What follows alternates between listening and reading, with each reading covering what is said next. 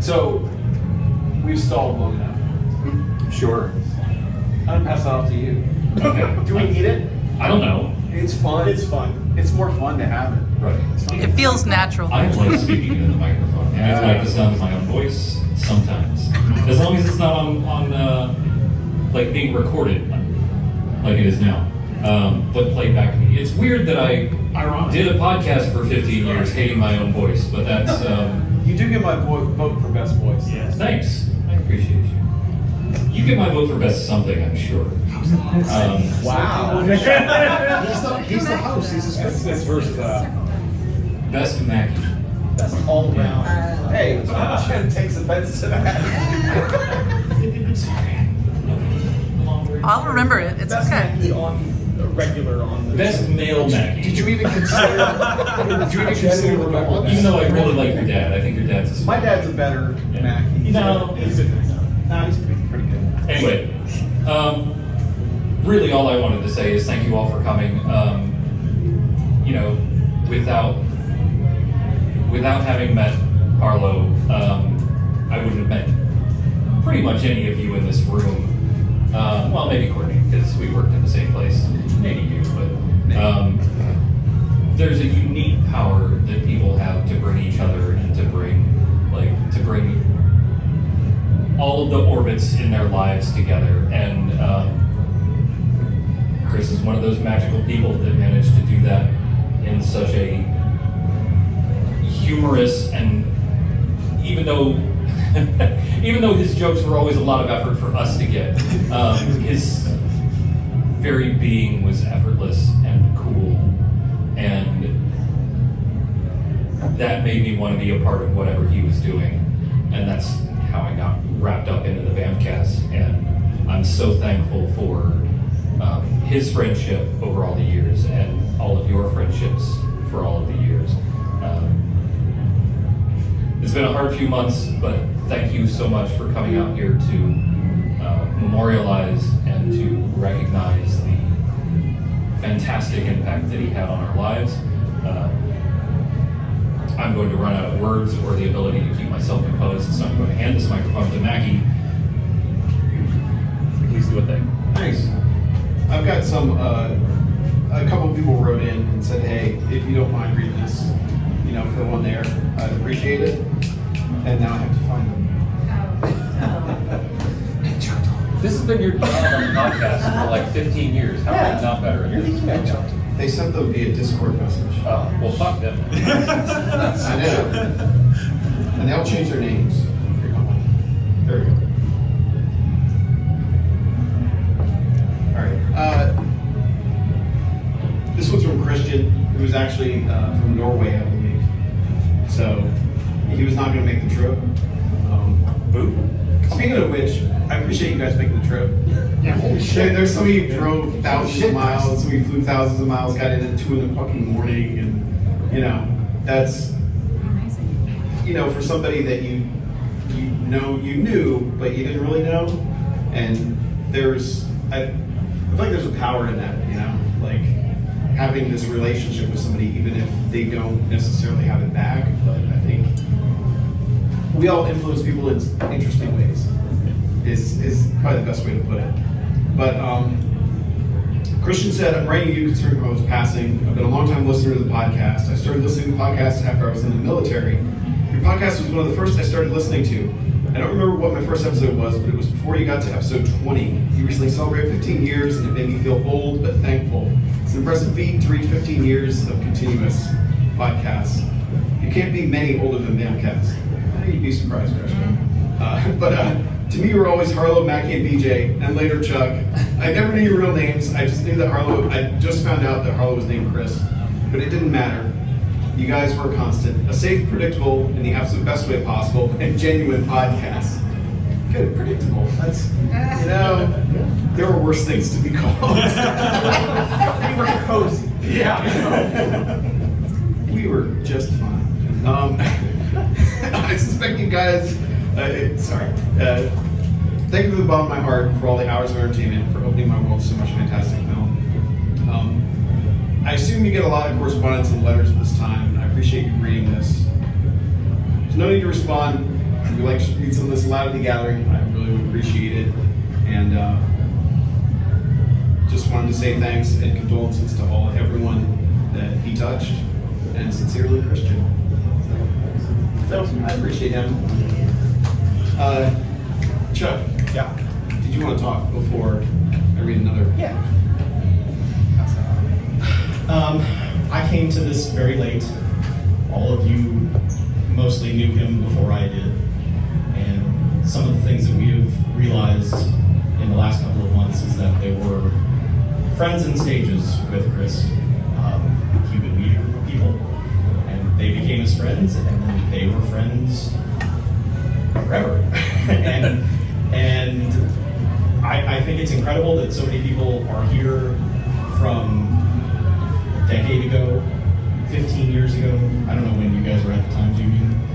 It was 17. Too many. Yeah, I mean, a thing that doesn't A really exist lifetime ago. anymore. And those of you who are here because you heard his voice on the internet, and that's it. Like, you knew him as a voice on the internet who made you laugh. And it is incredibly moving to me, to us, that you wanted to be here for this. Just a person from the internet who entertained you when you were doing other things. And you thought enough to want to be here to be with us and be with other people who knew him and loved him and cared about him. And that is incredibly touching to me. Everyone who was here, that's my biggest takeaway from this, is that this room is filled with people who all know each other and are talking to each other and having a meal together because of Chris. And that's really special. That's something you can take away from a situation like this, is that you can look around and be like, look at all these people. Look at this. A lot of people don't have this, and we do, and that's special. And there were a lot of people that wanted to come, and circumstances Yes. just didn't let them. Absolutely, there were people who So- were heartbroken who could not be here, and even that is like, wow, man, like, no, you live in Norway, don't come. I was ready to buy Kyle a plane ticket. Yeah, But he's exactly. like, I will get fired from my job if I come. And I'm like, okay, fine, I'm not We doing can't fix that, but yeah. Did you even ask if he likes his job? But no, the answer is no, he does not like his job, but he needs his job. Yeah. Like most of us. Which covers 99.9% of people on Earth right now. Yeah. So really, from the bottom of my heart, just all of you being here is incredibly special. And just being able, like, I'll be honest, like, I don't know most of you. simply because you were in his life before I was. And, we've met up a few times and had conversations and stuff like that. But I'm rambling. Anyway, thank you guys. I appreciate that. So. And thank you for coming. I don't know how to say it, but I know we haven't really talked, but I know you've been instrumental in making sure that we are informed and keeping us sort of in touch and plugged in with the family side of things.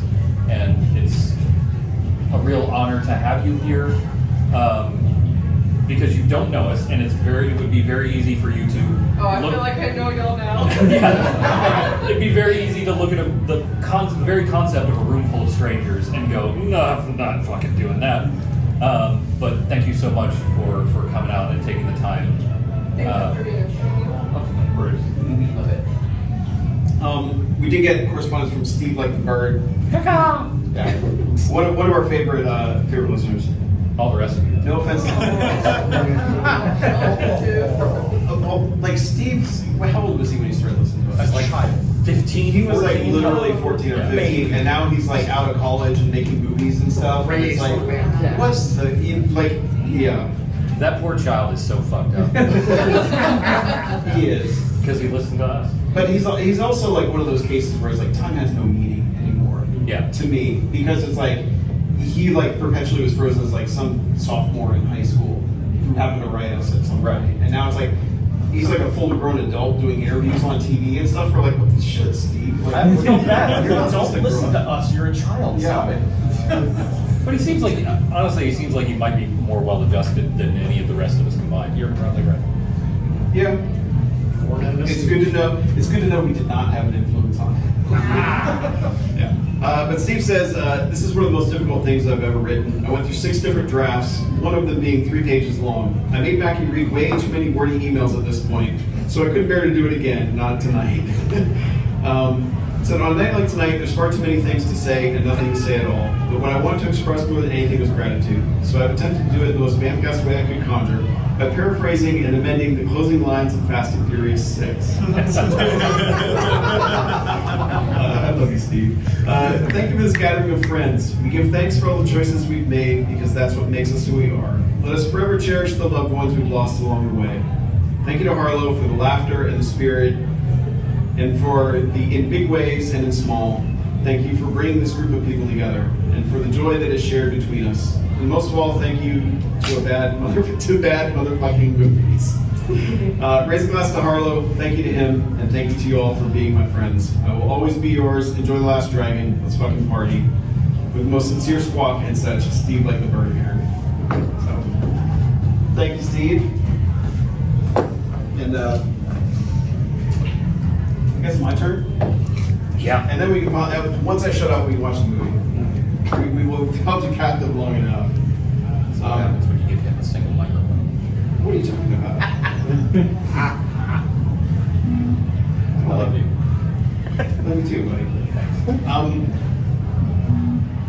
Yeah, I wrote notes, and Jen has warned me, like, my parents' 50th anniversary was last year, and she's like, you didn't do good enough notes because you were up there for 15 fucking minutes talking. And I was like, but it's their 15th anniversary. I had to cover a lot of stuff. I promise this will be shorter. But it does feel really weird being here right now. You know, like we shouldn't be here. Like honestly, like it shouldn't be, because like there were so many times, we made the joke so many times on the show that we're gonna be in a retirement home and we're gonna be like, no, the dog and man's best friend, that boyfriend didn't do anything wrong. And Chuck would be like, no, that guy was an asshole. The dog was supposed to hate him. Viva Ross Davis was a fucking star, bro.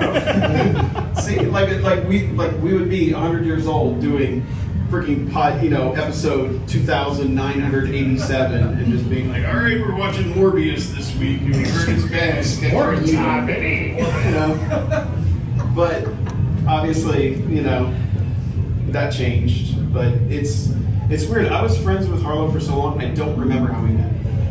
Like, I genuinely don't remember anymore. I know we all worked at the Times Union, and I know, like, I don't know if it was you or it was T-Strell or whoever it was, but somebody was like, hey, this dude likes the same shit you do. We should hang out. No, seriously, he's like, yeah, he likes movies and video games. And it's like, well, yeah, that's like 90% of dudes in their 20s. Sure.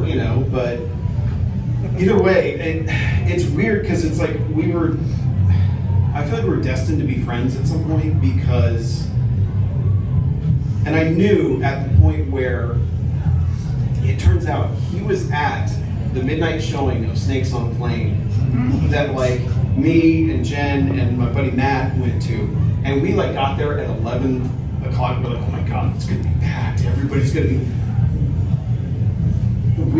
We sat there for like 45 minutes before anybody else showed up. So we felt like the biggest dumbasses in the world, like waiting for Snakes on a Plane for the midnight showing. But he was there. And I didn't know that. I didn't find that out until 10 years later, maybe more than that. He's like, oh yeah, you like that one where like people were throwing snakes in the theater, like rubber snakes around, and everyone was like hissing every time a snake shot. I'm like, yeah, dude. He's like, a Tinseltown? He's like, I'm like, yeah.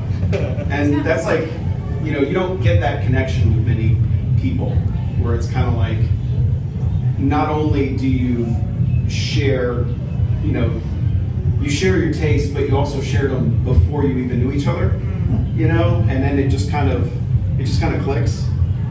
And obviously we all love Rock Band. We've talked about that a billion times about how much we enjoyed doing that together. But That is the most succinct way of saying that. Yeah. It was a great time. We wasted far too much of our lives doing that. It wasn't a waste. It wasn't no. Time well spent is never a waste. But doing the podcast, much like BJ said, it has introduced me to so many people and changed so many things about my life. I think I was telling Knobs this morning, job interviews, easy. I could give me any sort of job interview whatsoever, I could kill it just because of doing that podcast. And being like able to talk with my feet and just like BS people, so to speak. And at least if I didn't know what I was talking about, at least sounded like I knew what I was talking about. So I have him to thank for that, because like I feel like I wouldn't have my job right now if I wasn't able to think on my feet the way he kind of taught me to by doing that. You know? Not only did you have to be an agile thinker because of his fucking jokes, Yeah. the most circuitous and obscure things that you could ever imagine, but also like having to talk into a microphone for 2 hours a week for 15 years. Yeah. You get used to talking. You get used to filling the space pretty quickly. Yes. Which is why I'm still talking right now. I know that. Yeah. But honestly, like that podcast, like his decision to invite you and me to do that, I think changed my life, honestly. Like it's one of the bigger events. Obviously, you know, beginning my relationship with Jen is up there as well. I'd probably Just up there. Thank you. maybe have a little more Just influence up on there. there. Just up there. But I mean, like honestly, there's when I think of like things in my life, like the podcast is probably one that I feel like doesn't like it's up there, you know, like as far as like life events, but it's not like this one little thing. It's this 15-year thing. So I don't know. But anyway, one thing I'll say, Harlo's life philosophy. He was a philosopher. His life philosophy was basically like, don't be a jerk in movie theaters. That was probably the biggest one, was like, just don't be a dick. Like, why you gotta be a dick? But that kind of extended to his whole, like, actual philosophy of life, was that to just let people live their lives. Like, don't hassle them. It's a lot easier life if you're just like, if you don't give a shit what other people are doing, care about what you're doing. Which kind of leads into The Last Dragon, which we're gonna watch tonight. But it really is a movie about a guy who's just like awesome at something, and the world's a jerk to him about it, and he just wants to keep doing, like, being awesome. Like he just wants to keep doing this thing that he loves. And the world's like, nah, man. It kind of wants to deny him that for no particular reason. So, and I don't know how much that affected his thoughts on that. You know, it's like you wonder about these things now that the person's gone. It's like, what did he think about that?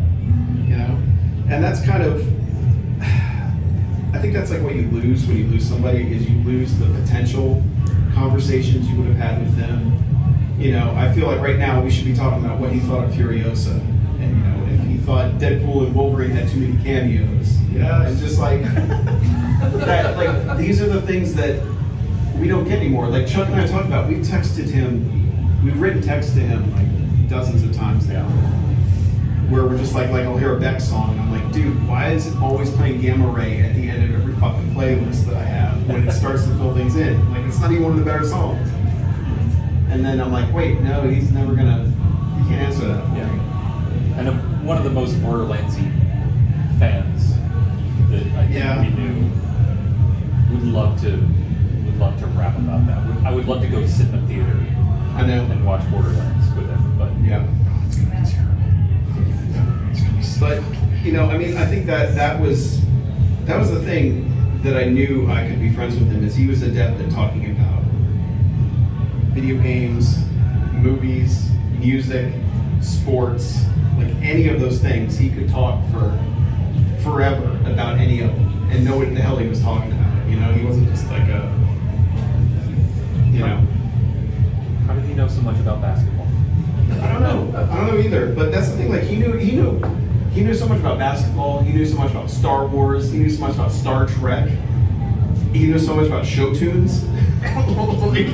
like he loved musicals, and that was the thing. Like he was like this movie omnivore, you know, where he liked so many things, and you never knew which ones he was going to be like, yeah, that one. There was a period of time when we were doing Extra that he was convinced that we should be doing this series of French farce movies. And he would go on and on every week. I'm throwing like the dumbest action movies at him, and he's like, no, we should watch this French comedy. I'm like, why? And he would like rattle off like 20 reasons why it's good. And I'm like, but that's not what we do. And, but he was incensed. He had to do them, and he just watched them on their own at some point. Yeah, I was saying. yeah, that was the thing. Like he could love Fast Five, Yeah. but also like Jacques Tati's Yeah. Playtime It's or like- something. You know? Like he just that was him. He had the most overall movie taste, like combined Yeah. movie taste of anybody that I've ever met, ever heard of, or ever thought of. Well, and that was what he loved, was sharing those new things with somebody. You know, there's so many movies that I wish I had taken him up on coming over and watching. You know, because he was like, "You need to go over and watch Batman." I was like, "Yeah, I do. It's 3 hours, dude. I don't know when it's gonna happen." You know, and obviously I regret that now, but you know, it was just he loved finding new things and sharing with people, and I think that was a big part of why he decided he wanted to do the podcast that he did. So yeah, I mean and that's what we lose. He shaped so much of our lives, but I also feel like he would have continued to shape them in some way. It would have been a different way because, you know, we stopped doing the podcast, but it's not like we would have stopped being friends. It's not like we would have stopped doing stuff together. It just, you know, we don't get that anymore. And he was definitely, you know, he was one of a kind, and I really, truly appreciate how he shaped my life, you know, for the better. So, Letterboxd. He wrote a review for The Last Dragon on Letterboxd, which I found interesting. So I'm going to read that to you guys before we started. And he said, "This is a prime example of a movie I find hard to review. This movie is practically part of my DNA. And while I recognize it as a technically bad movie by all conventional standards, it's pretty much my prototypical example of a great one.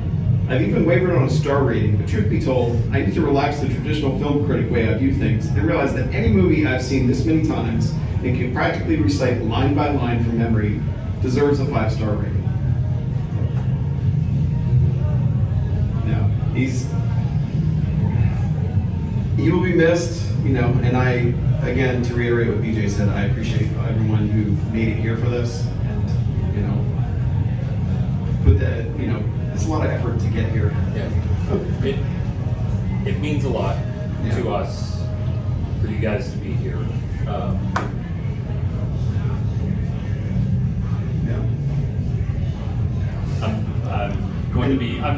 It's going to be emotions before I figure out It's where to fine. get. Well, I will say, feel free to break his rule about being a dick in the theater, because we're gonna be chanting about show enough, and we're gonna have some fun with this. So Yep. Play the movie, dumbass. yeah, because you know that's what he would want. He would want us, and that's why we're here right now. Is He'd because want us to do this thing he would want us to have fun with this thing. So in a kind of place that he would have absolutely fucking loved. With a bunch of people he would have absolutely fucking loved to do this with. So, Yep. without further ado, yeah. So thanks everyone.